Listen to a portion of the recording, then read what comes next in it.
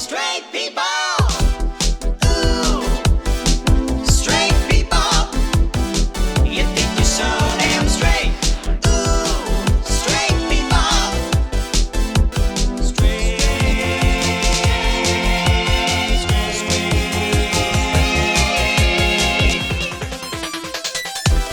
Ooh, straight people.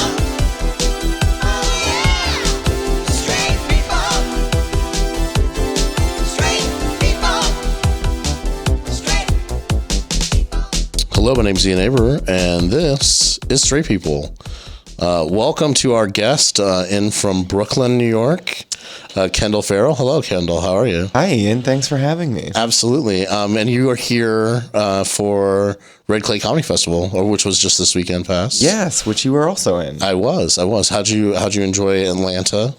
I love it. I went to Emory for like 2 years before I dropped out. Mm-hmm. So I haven't been back since then. And it's nice to be back and not have to go to school. So you were in Emory. So how old were you? I'm 25. 25, and you live in New York, but you're originally from Burlington, Vermont. So you're from Burlington, Vermont. How do you identify? Since we're on a podcast called Straight People, we'll just get down right to the nitty gritty. Yeah, I identify as just like regular old gay. Regular old gay. So you're like original recipe gay. Original recipe gay. Yeah, which all the same technically- flavors that you love from the 90s. Just repackaged. Repackaged, yeah. And you do stand up. How long have you been doing stand up? About 4 years. About 4 years. Have you been out the whole time? Like, so you've always talked about being gay on stage or mentioned it or? Yeah, I was open about it like from the beginning. Yeah. So you never had a girlfriend from Canada? No, yeah, I never had a girlfriend from Canada. In high school, I did sort of try to be straight. It seemed like what everyone else was doing. And Yeah. I think a lot, like, I dated women, like, I tried to, but it just seemed like my friends were doing it, and I was like, well, if Jason has a girlfriend, like, I can have a girlfriend. Like, he's an idiot, you know? So it's just keeping up with the straights. That's funny. Yeah, it really wasn't about me, like, wanting to date women. It was just about me wanting to be, like, better than my friends. Right, I understand that. Well, I remember for prom, the go-to accessory was a date. I do remember that, and it had to be a woman. Yeah. Well, that's interesting. So, And I was, like, oblivious to any, like, female advances that, like, so girls hitting on you, you're just yeah, like, they're I lost so a lot of nice. weight in high school, like in Yeah. a short amount of time, and I started getting attention from women. Yeah, And boys too, probably, but they weren't as forward about it. yeah, And I was just talking to my friend Pamela Ross, who's also on the festival, about this. But I was just like, so it's like you see what you want to see, or like you maybe don't see what you don't want to see. Yeah. I remember like one per time in particular, I wanted like a pizza date with this girl named Kira. yeah. It was like her idea to do this, and I was like irritated at her choice of pizza restaurant because there was like somewhere better across town. Right. I was like in a bad mood from the start, and then she just kept like moving around the table like closer to me, and I was like, "You're moving farther away from your food. Like, do you not know how to feed yourself?" I just thought she was like an idiot, and then I was like explaining that I was like telling my friends, I'm like, "Yeah, she was like dumb as hell. She like didn't know where to sit. She kept like moving around the table, and they were like had to like sit like explain to me slowly." I was like, "I think she was trying to kiss you." I was like, I was eating. Yeah. I was busy. But you didn't know just from the term date that you were on a pizza date. Yeah. Yeah, which I didn't even know was a type of date, and I'm fat, so I mean, I've been on a date and eaten pizza, but I didn't know it was a pizza date. I suppose I just was trying to be descriptive. Yeah. But She asked you to I'm hang making it a out, thing. like you're hanging out. She probably went under the guise of, you know. It was a very small That's how town that girls my would high ask. school But was that's in. how girls would. I mean, that was my experience of when girls would ask you out. It was always like a friends thing, and then they had designs. You know what I'm saying? Like you and me are Yes. just like oblivious. Yeah. Like, Well, no, we I think would it's a notice friend. it. I'm like, oh, she has that unnatural urge to be heterosexual. Let me activate my heterosexual facade. Yeah. Hey, Tammy. You know what I mean? Hi, Like, Tammy. You look nice today, I guess. I mean, Yeah, I don't know. It's just like hard to flirt when you're like really not into it. Well, yeah, I would have. I mean, I guess if I were gay now, like, if I was a teenager now, I'd be like, probably I want to have a boyfriend and be able to do PDAs and and gag on this mother. You know what I mean? I have never been good. I've never been able to PDA really. Payne won't. Payne, my husband of 19 years, who doesn't listen to this podcast, so I can say whatever I want about him. Oh, yeah. Payne, if I try to hold his hand, will be like, "Gah," and then go buy another gun. Like that's his. Payne has guns. So many. Well, not so many. He has a few guns. My brother's a gun nut. Too. Yeah. Well, Payne's at least reasonable. Okay. Like they're put up, and it's not like I've never seen him do like a Yosemite Sam, shoot himself off the ground with guns. I didn't know that there were like gay people who liked guns. I didn't know that was like a thing. In the South, sweetie. Yes. In the South? Yes. Oh man. I'm sure in Vermont there's some gay gun. There are a lot. Like there's just a lot of gun owners in general there because it's like a rural state. Like people hunt there. But in the South, like inevitably a conversation will turn to when the straights come for us, you better be ready. You know what I mean? Is that true? Oh my god, I haven't spent enough time down here. Payne's around for sure. Payne has two main nightmares, and I used to talk about both of them on stage, but one of them is so troubling I can't even mention. About that one day, a million years from now, Dolly Parton might no longer be with us. Yeah, so he has that bad dream and wakes up, and it's like, I had the dream again. I'm like, no, Dolly. Don't say that. And then the other dream is that the straight people will rise up and come to kill us, which is much more likely. I don't think the straight people were ever like on the ground. They were always risen up around. Yeah. They're always been just like waiting for is it go time? Maybe afraid they're gonna put their boots back on our neck. Yeah, but so I've heard that you should at least be able to defend yourself, and I'm like, I don't know. I'm pretty snappy with my words. I think I might at least last a little while before the bullet, at least until the bullets start flying, and then it's like I'll be an early adapter to bullets. How about that? Yeah, I think everyone thinks that like they're gonna be some sort of like hero, and they're gonna like win an Oscar for playing themselves in a movie about their like heroic saving the office tragedy or whatever. Statistically, we just have no chance. I mean, if the straights turn on us, exactly. we're done. We're done for. I've made peace with it. Somebody wants to shoot me, they're just gonna shoot me. Yeah, that's what I think too. But also, maybe they have Parkinson's and they won't be able to hit me. You know what I'm saying? I would kind of like talk my way out of it, or like that's what I would do at least. I wouldn't be able to flirt, but I'd at least be able to talk my way out of it and be like, isn't there a straight person you'd rather shoot? Exactly right. There's so many. Somebody else who's wronged you, a woman probably. Right, your mother perhaps. God. So what do you think about the? Just there's a lot of those kind of articles that I read lately about, it's like post comedy. And they pointed to Hannah Gadsby's Nanette as kind of like post comedy. And because she's a lesbian, everyone's blaming the gays for killing comedy. Oh yeah, and making it post comedy. No, I haven't really heard much of that. I saw somebody post a video of Trump getting laughs at that. Yeah, like that thing. Yeah, with the caption, "This is post comedy." Yeah, I guess that's true. Yeah, Trump and Nanette are both doing something really special at this time. It's like I saw Nanette and I liked it, and I thought it was just like. It's just a one-woman show, though. Like it's just like it's great. And it's a one-woman show, but she's also she is a comedian, and so for her to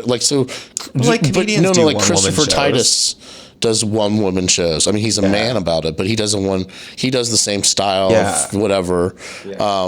And nobody's like, but he's not a comedian, and I felt like that's what the response was to her. It was like, she was a known comedian for years and years and years in Australia, and then did this type of show. That's not her standard stand-up. And actually the beginning of that seemed like kind of, it was her old stand-up. It was like what probably made her famous. And then she uses the second half of it to kind of reveal, oh, well, here's what really happened. Yeah. Which, hey, don't ruin, don't ruin this for the rest of us.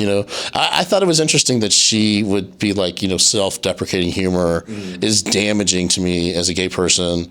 I don't think that's true for all of us, for sure. I think that's maybe where she is with it, but like the rest of us don't. Like I don't think that that's over. Sometimes I think there's a fine line between self-deprecating and self-hating. Oh, sure, absolutely. But yeah, I mean, I'm self-deprecating in a lot of my stuff, and I think that's part of humor in general. And what I mean, it's like, and I'm more self-deprecating about like.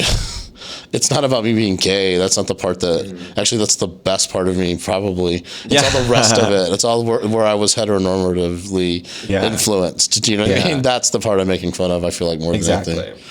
Yeah, I just feel like Hannah Gadsby, like she, like comedians can do one woman shows. Like people like do like hours at Edinburgh like every year Yeah. that are like, it's not like their traditional stand-up. It's more of like a Yeah. one-person show. Have you done that? Have you gone to that? Or No, yeah. never. Do you have aspirations to do a one-woman show? No, a one-man show or A something. one-man, sure. A A one-man- one-person, a one-person, one-man show. a one-being show. Yeah, I don't know. I could. I mean, I don't think I have like, I don't have like a strong enough hour now to do that. Yeah. But maybe someday.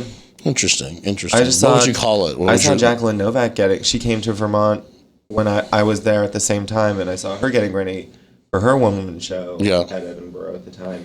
And it's great. It's Yeah. not like pure stand-up. You can have poignant moments It's and like I've seen her stand-up informational and it's different. Yeah, yeah.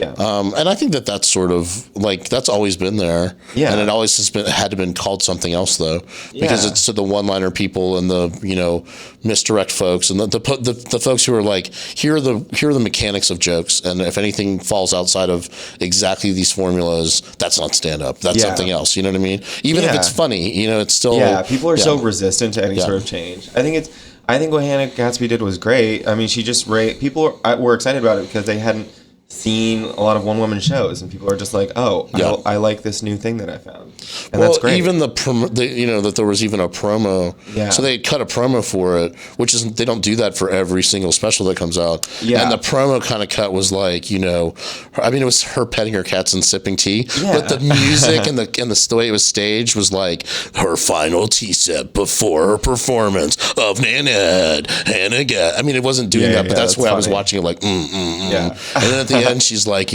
they're sipping your tea like nothing's changed. Still, man, I don't know. But I watched the whole thing kind of like that. Like, and also, it was great, but you could sort of tell along the way, she was doing it, and then maybe it wasn't like. So there were parts of it that felt like how she meant to execute it wasn't necessarily how it was executed. So like parts of the reveals and like when she was talking about Picasso and kind of when she would switch tone, like you could almost see a little bit of like, I don't know, not necessarily regret, but like that maybe it wasn't going exactly, like that it was it was a great performance, but there were parts of it where you could see her sort of struggle with the tone or the whatever not it getting was. the reaction she wanted. Or maybe not even the reaction, but maybe it's like, how you have when you perform, you have your idea of what it's supposed to be like. Yeah. And then if you flub a word or you don't emote enough, you don't sell the joke and, and I could see a little bit of that. That's what I kind of was noticing. But I also watched it 3 times because I wrote like a kind of essay about it for the Queer magazine where I was cool. I was like, leave Nana alone. But it was interesting. All the queer people loved it. Bewildered by all the people who were like upset about it. Like, I just want to like let people All the know people, like though, Hannah all the Gatsby people- isn't taking anything away from you. But Like, all the people though being, I mean, who was upset? Did you see gay people upset about it? No. I mean, even Did you? more- no, absolutely yeah, not. of course not. No, what I saw was I only saw 2 reactions. I saw straight comics, male mostly, who had nothing nice to say about it to varying degrees. Some of it like constructive, and some of it like just like she's not a comedian, whatever. Some people were like, I watched 2 minutes of it, it's terrible, and I'm like, if you didn't watch the whole thing, delete yourself or whatever. I think a lot of it was sort of like, was on like built on the foundation of like, I want gay people to do well and I want them to be happy, but just not better than me or happier than me or more successful than me. Absolutely. Well, no, Like but that's they but the other audience, the other people, there's a bitterness to a lot of a little bit for sure. But the other people I saw reacting to it were gay people who don't normally watch comedy. Yeah. Who are like, you have to see this because so much of comedy has been so like abusive to queer people. Absolutely. Like somebody was getting on me. I was having a conversation with somebody, and they were like, "Do you watch BoJack Horseman?" Which I don't. Yeah. And for no reason other than I watched 2 or 3 episodes, and there were no gay characters, but there were gay jokes. So it didn't appeal to me. But I hear every season, over and over again, how good it is, how good it is, how good it is. And even somebody was telling me that they did an episode where the whole thing's a monologue, which is sort of an homage to Maude, which is the old B. Arthur sitcom from way back in the day, and which is a very gay sort of friendly reference. But it's like I was out 3 episodes in when there was nothing like we were the joke when, and not really even that much in that, Yeah. but still there was nobody, there was like, here you have this whole imaginary world and everybody's heterosexual. It's like, kind of give me a break.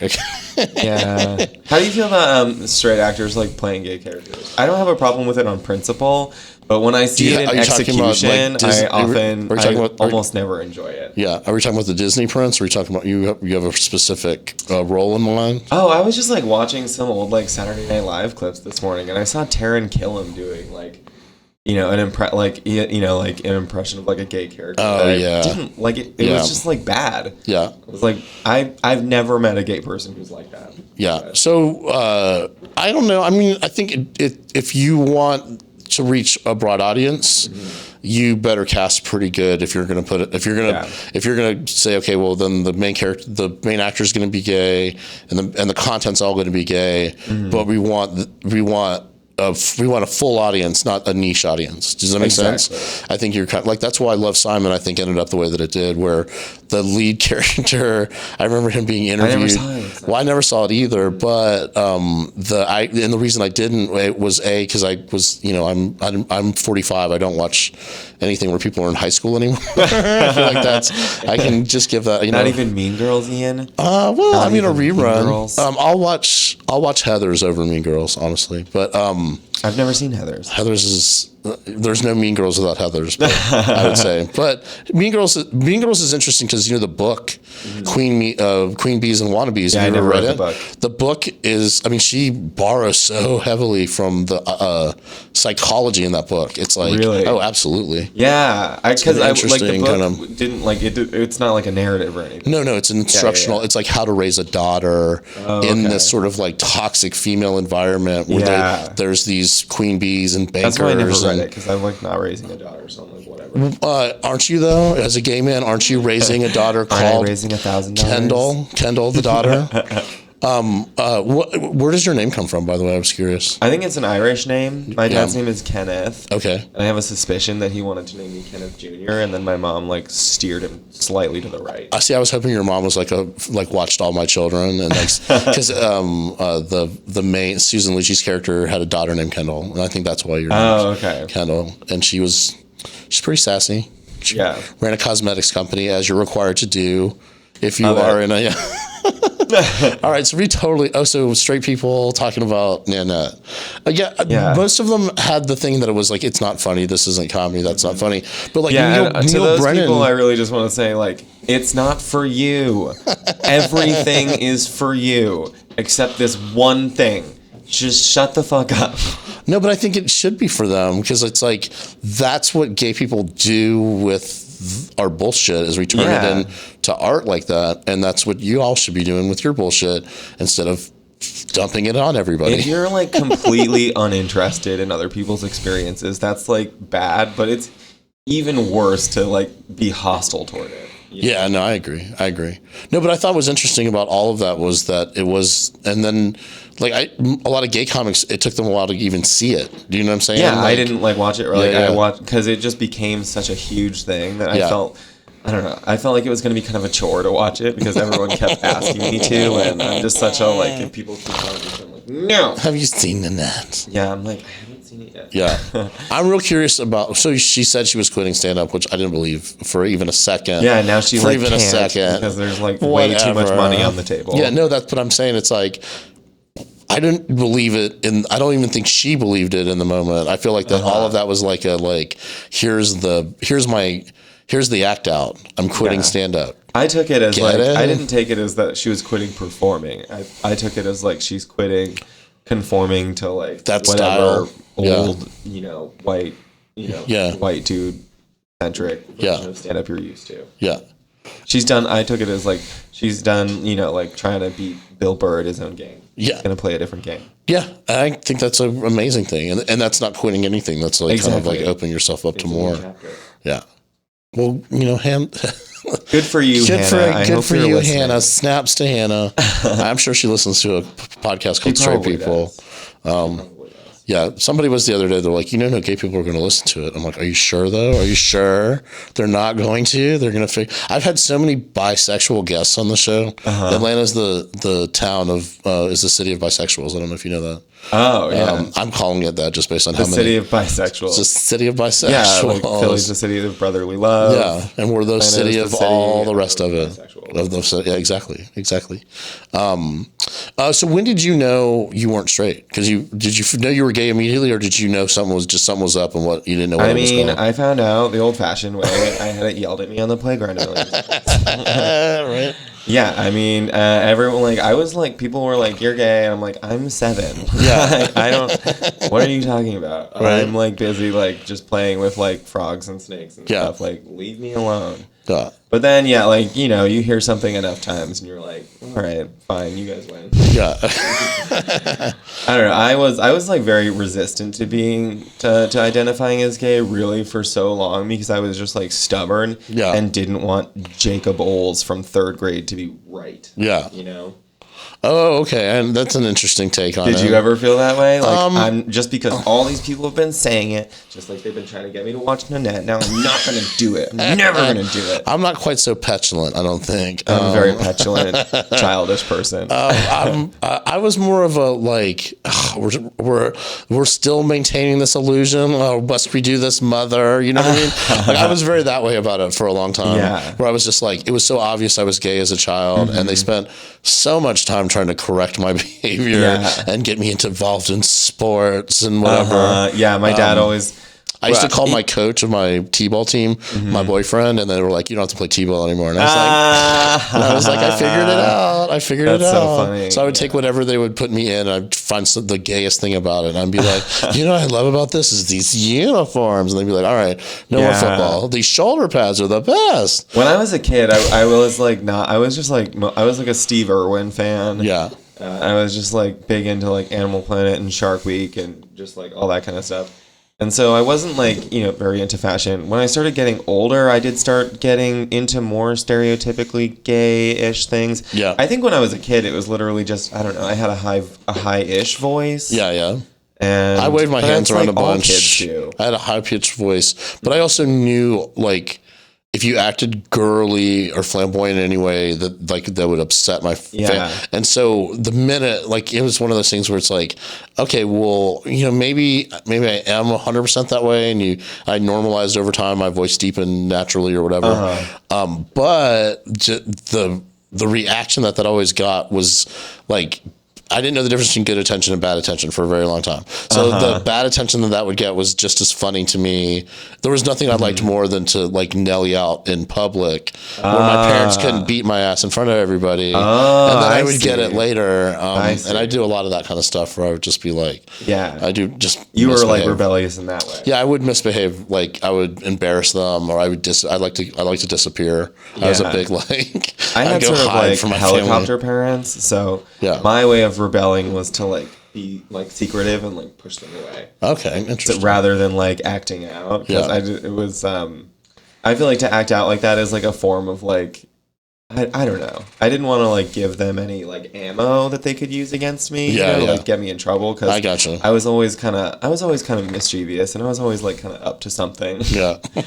So I was just trying to, but also I think it was mostly just my voice, or I don't know I love Joel. Have you heard Joel Kim Booster's joke about there's not a 7-year-old out there who's crushing puss? Yeah. They're all pretty gay. Have you seen 7-year-olds? Yeah. Well, but no, I remember though, the little boys having girlfriend. There was always the boys who were girl crazy. Yeah. I call those flaming heterosexuals. Yeah, I remember just thinking that was really lame and stupid, and it would be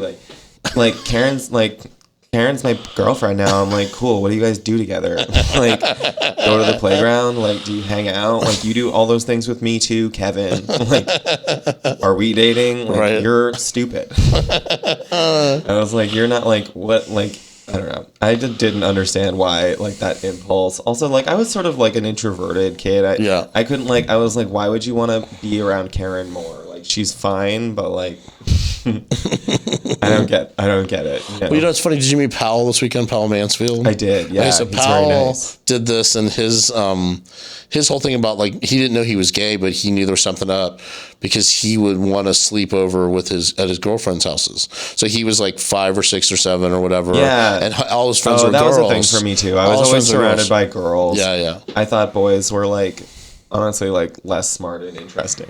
Right. I feel like I'm just like a very gossipy person, and I feel like there's like so many like straight men out there who are just like, I don't talk about other people, like that's for small minds. And I'm like, okay, well, what the fuck do you talk about? Like literature, art history, what is it? Like you talk about just like sports and cars. Like you're not Kendall, better than don't us. perpetuate the stereotype that all gay people love to gossip. We don't want them to know that about us. I do love to gossip though. I love talking about other people. I think people are like interesting. I think people are fascinating.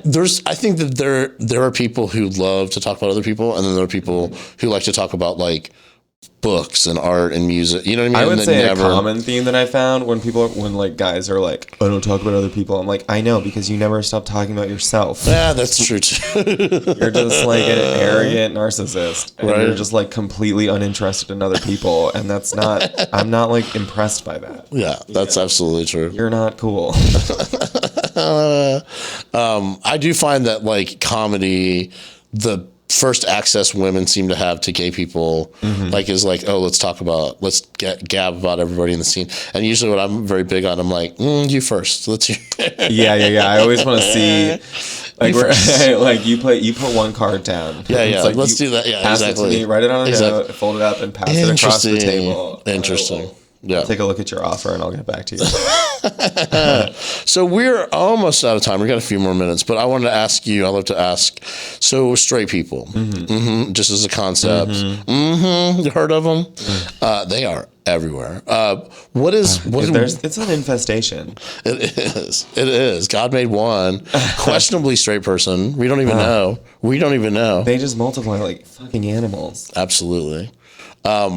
And then they don't clean up after themselves. It's just like It's gross. It's weird. But what do you think when you think of straight people? What do you think? Like, what do they eat? Like, what's a straight meal? I don't know, like mush, steak and potatoes. You know, like flavorless things. Really like cooked, like hockey puck cooked burgers.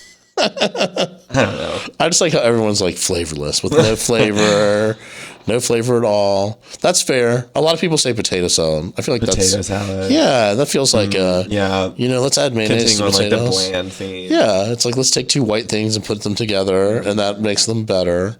Tell people where they can find you.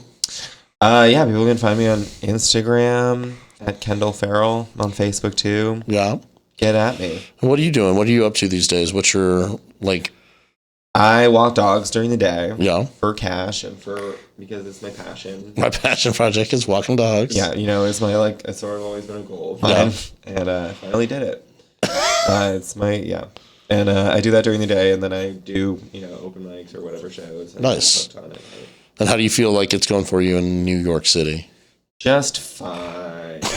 It's going fine. Good. I mean, it's like you're just like surrounded by so many people who are just like so much better than you all the time. Yeah. And it seems like you'll never catch up, and that's probably true. Yeah. But, it's it's just like so you learn so much from watching them, but it's also like intimidating, and it's like you compare yourself harshly to them. Yeah. But that's just part of like getting better and like being insecure and doubting yourself. Yeah. I'm always reading in like Vulture and various types of New York rags about the queer Brooklyn comedy scene. Yeah. And all the crazy shows and stuff. What's your favorite? You're there. You're queer in Brooklyn. Tell me about that.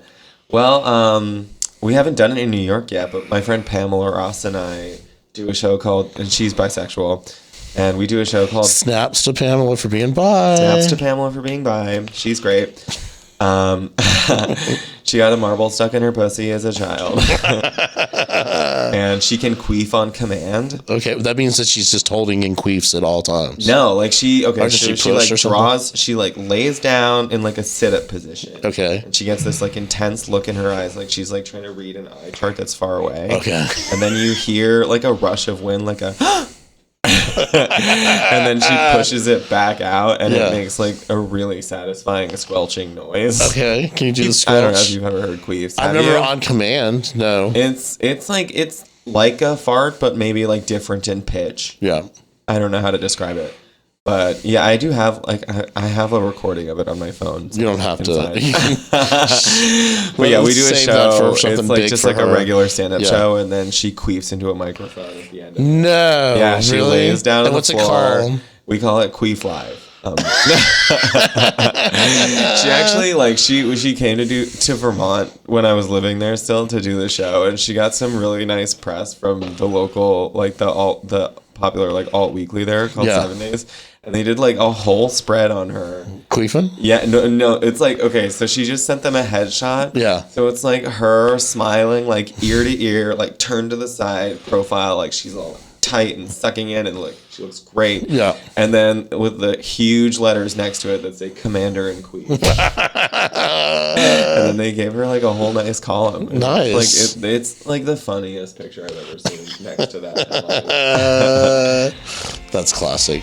All right, well, guys, that's been Kendall. This has been Straight People. I'm Ian Aber. Do your thing, guys. Until the next time. And ladies. Oh yeah, thanks for having me, Ian. Absolutely. Bye. Straight people. Straight people. Straight people.